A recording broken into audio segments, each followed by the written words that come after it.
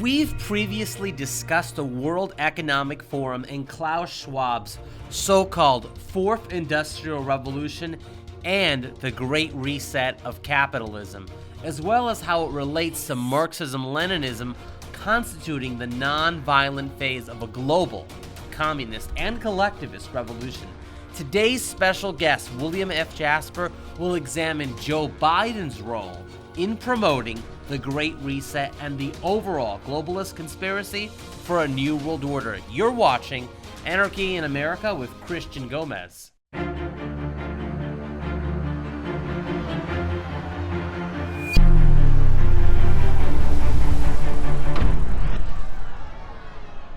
Joining us to discuss how President Joe Biden, or so-called President Joe Biden, is pushing the Great Reset, as well as the various CFR members that are in the administration, is William F. Jasper, senior editor of the New American Magazine, who's recently written a cover story for the March 22nd, 2021 issue of the New American Magazine, with the cover story, Pushing the Great Reset with Joe Biden on the cover.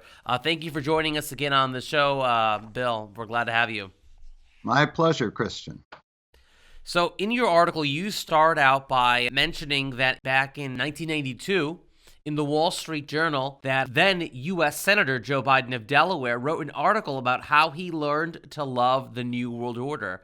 Can you discuss a little bit of the significance of that article and how and what the New World Order is for those who may not be fully initiated yet? Well, yes, this is a supremely important issue, and it's becoming much more obvious to millions of Americans, particularly over the last 4 years when we saw this unprecedented concerted attack by all of the various establishment on the President of the United States, in this particular case being Donald J. Trump. And to get him out of there and to put in somebody who is going to be amenable to this trajectory that's been going since World War II, to destroy America's sovereignty, to transfer more power to the United Nations, to concentrate more power in government, to take more and more economic, political, and social control away from the people, to destroy more and more of our checks and balances. And Joe Biden, when he wrote that, How I Learned to Love the New World Order, that was in the Wall Street Journal. Keep in mind, the Wall Street Journal, a lot of people think is conservative. It hasn't been for 100 years. Yes, it has usually supported Republicans, but that isn't necessarily conservative and certainly not constitutionalist. And so the Wall Street Journal published it, and the Wall Street Journal has been in favor of pushing globalism, that is, the United Nations, ultimately aiming toward world government. When Joe Biden wrote that in the Wall Street Journal, it was important that here he is, a Democratic senator, writing in the Wall Street Journal, supposedly a Republican flagship publication. And right at the time, what was happening at that time? This is when George H.W. Bush was giving multiple speeches talking about the New World Order. We have before us the opportunity to forge for ourselves and for future generations a new world order, a world where the rule of law, not the law of the jungle, governs the conduct of nations. When we are successful, and we will be, we have a real chance at this new world order, an order in which a credible United Nations can use its peacekeeping role to fulfill the promise and vision of the UN's founders. So this is all important because it shows that at the pinnacle of the Republican Party and of the Democrat Party and at the pinnacle of the business Wall Street establishment, they're all pushing for this new world order. And what does that mean? Well, global government. And so when Joe Biden wrote that in 1992, it was a very important signal event from, at that time, a rising Democrat senator who was being positioned for further office.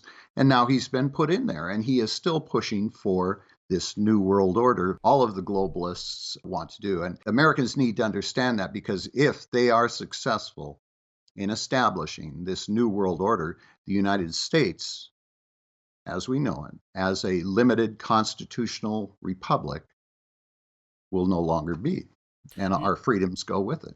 Now, 1992 was also the same year that Bill Clinton won the presidential election, but the presidential election before that, in 1988, when the Democrats nominated Dukakis, Biden was also a candidate on the Democratic ticket for the presidency. Of course, he didn't get the nomination, but the reason his campaign faltered was because of plagiarism in the 1988 election. He plagiarized a speech. Now, speaking of plagiarism, Joe Biden's campaign slogan in the 2020 election was Build Back Better. Where did Joe Biden get the Build Back Better campaign slogan and all these other catchphrases that we see, like New World Order, Fourth Industrial Revolution? Where do these all come from? Very, very good question. People need to be asking this because you can see all of these world leaders around the globe, whether it's Trudeau in Canada or Boris Johnson in the UK or Merkel in Germany, all saying the same thing: build back better, build back better. Where did they get this? Well, as we pointed out in the New American Magazine, this came directly from the United Nations and from the World Economic Forum. And both the UN and the World Economic, you can go on the UN website, un.org, and put in Build Back Better, and you'll get all kinds of references to this long before Joe Biden started using it in his campaign. Go to the World Economic Forum, WEF.org, and put in Build Back Better in the search engine, and you'll find tons of references from all these world leaders who come to the World Economic Forum, the big Davos soiree where all the billionaires fly in their Learjets and Gulfstreams and preach to the rest of us that we have to have lower lifestyles, smaller carbon footprint. Joe Biden got it from there, and he has spoken at the World Economic Forum. Most recently, his climate envoy, former Senator John Kerry, former Secretary of State John Kerry, Council on Foreign Relations member, has most recently, he's been to Davos giving this Build Back Better mantra. And Hasn't Kerry also endorsed the Great Reset on behalf of the Biden administration? Yes, he did. In fact, he uses that term. So this is important, gravely important, because when you look at the World Economic Forum and Bill Gates and George Soros and Mark Zuckerberg and all the rest of those billionaire globalists who go there, they're all pushing for this Great Reset. And, those are not terms, New World Order, Great Reset. Those are not words that the average person uses in day-to-day life. What do those things mean? It's very important. If you go on the World Economic Forum, they are the disseminator of this because they have all of these global corporate CEOs and parliamentarians and prime ministers and royalty and whatnot who come to this and then go out and disseminate it around the world. What are they calling for? They're calling for resetting the whole world, resetting it economically, environmentally, politically, socially, morally, spiritually. They even have their new religion that we're all supposed to believe in. And they want to control everything: global surveillance and digital IDs implanted in us, vaccine passports, all of those things. It's a very dangerous, frightening world that they're proposing. And they're saying, oh, this is going to be wonderful. We're going to reset the whole world. Well, what kind of godlike creatures are these that we want any kind of human being to reset the whole world? And of course, some of the key players involved in promoting the Great Reset, you mentioned the World Economic Forum led by Klaus Schwab, based out of Davos, Switzerland, and you mentioned the United Nations, but of course, you also mentioned the Council on Foreign Relations and John Kerry. Now with the Biden administration in the White House, are we seeing an increase of more CFR members in the administration? And if so, could you name some of the CFR individuals that have now come back to power with Biden? Yes, and we do that in the New American Magazine and in the Biden issue that you held up, and of course, in our special issue that we did on that, where you put together the charts that we have there showing the Council on Foreign Relations members in all of the administrations since basically World War II. So in the Trump administration, we had a few CFR members. But it was quite a distinct difference from everything that we've seen since World War II, where the Council on Foreign Relations has been increasingly taking control of the executive, legislative, and judicial branches of our government, as well as our business community and media. And this is why Trump had to be gotten rid of, because the Council on Foreign Relations, which is now a century old, was begun in 1921, has gained almost total control over our government. Trump was kicking those guys out. And so now with Biden coming in, we've seen a return to the Council on Foreign Relations, which are there. That is the organization which is the brain trust and the public face of the deep state insiders. And among the people that he put in office, that Biden put in, Council on Foreign Relations members, all of the key things: Secretary of State Anthony Blinken, Secretary of Defense General Lloyd Austin, Secretary of Treasury Janet Yellen, former chairman of the Federal Reserve, Secretary of Homeland Security Alejandro Mayorkas, Secretary of Commerce Gina Raimondo, Chair of the Council of Economic Advisors Cecilia Rouse, Director of Domestic Policy Council Susan Rice, Director of the CIA William J. Burns, Deputy Director of the CIA David S. Cohen, Deputy National Security Advisor John Feiner. It goes on and on. And we have a new issue of the magazine coming up where we are going to be updating those charts. In fact, you're doing much of the updating, which will show the presence of the Council on Foreign Relations and the Trilateral Commission, another organization we probably don't have time to go into, and the Bilderberg Group. Yes, these organizations really do exist. The media like to say every time anyone brings these up, oh, conspiracy theory, conspiracy theory. These are just ordinary groups with people getting together. Well, we've been studying them for the last 40, 50 years, and it's very clear that these folks are calling the shots internationally and domestically on so many of the issues, and they are directing us toward this new world order, this great reset. So the Biden administration is a return, a recrudescence to the CFR-controlled, globalist-controlled, new world order-directed regime that we had prior to Trump coming in. Do you believe that if Kamala Harris becomes president someday, that she will just further push the CFR globalist agenda, or is there something else that we should know that we should know but that we don't know about Kamala Harris? Well, our good friend Trevor Loudon has done a lot of deep background on her, on all of her leftist, pro-communist, socialist background in Berkeley, California, and as Attorney General in California. And so we know that she's a hardcore leftist, a Marxist. But Kamala Harris couldn't even make it into the primaries. You know, she had to drop out of the primaries.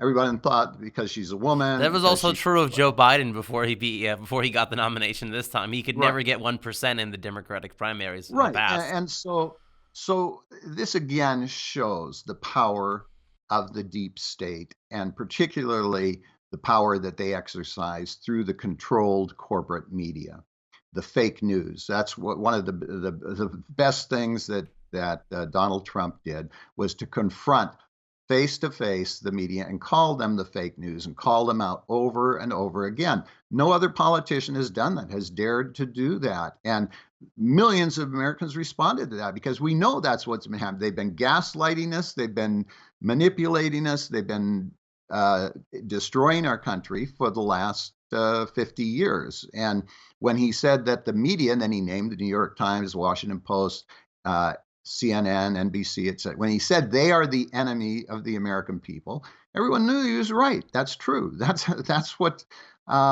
we've been experiencing for decades now. And so they had to get rid of him, and they are the ones that put Kamala Harris and Joe Biden in there, that covered for them, because neither of them could have made it to the top on their own steam. You just mentioned that the deep state, the globalist CFR, was trying to get Trump out. So my last question to you: how do we get out the CFR and stop the Great Reset agenda in the Biden-Harris administration? Well, We're not going to do it by just getting upset at all of the news and watching the various talking heads who tell us what we want to hear and get us mad about this. We have to take specific action. The New American Magazine is produced by the John Birch Society. The John Birch Society is an educational action organization. And we have many things that we're doing, concrete things that people can do instead of just taking in passively news. Then you have to get out and do something. We have to take back our state rights. And this is what's very important now. The states are actually starting to exercise their sovereign rights and saying, no, we're not going to enforce any of these federal unconstitutional laws that the new Congress and Biden are trying to push through. That's one of the things that we can do. But first, we have to educate ourselves, then activate ourselves, educate our friends, family, and neighbors, and activate them. Thank you so much, Bill, for your time. You take care, and God bless you. And, of course, we encourage everyone to read the March 22nd issue of the New American Magazine and the upcoming issue with the updated CFR charts. Thank you, Bill. Thank you, Christian. Visit us on jbs.org to watch our previous episode with Alex Newman explaining the Fourth Industrial Revolution and my previous episode about the communist nature of the so-called Great Reset. We also encourage you to become a JBS member and read the upcoming May 2021 JBS Bulletin, in which we discuss the Great Reset and how to stop it through a great awakening. Copies of the March 22nd, 2021 issue of the New American Magazine, featuring both of William F. Jasper's articles, are available for purchase on shoptna.org, and also stay tuned for more information about the upcoming issue of the New American Magazine that will feature our updated charts of the CFR members serving in the current Biden-Harris administration. We are also approaching the final few episodes of Anarchy in America in May of 2021. But please know that we are considering returning in the fall to continue covering the ongoing collectivist revolution and ways to expose and stop it.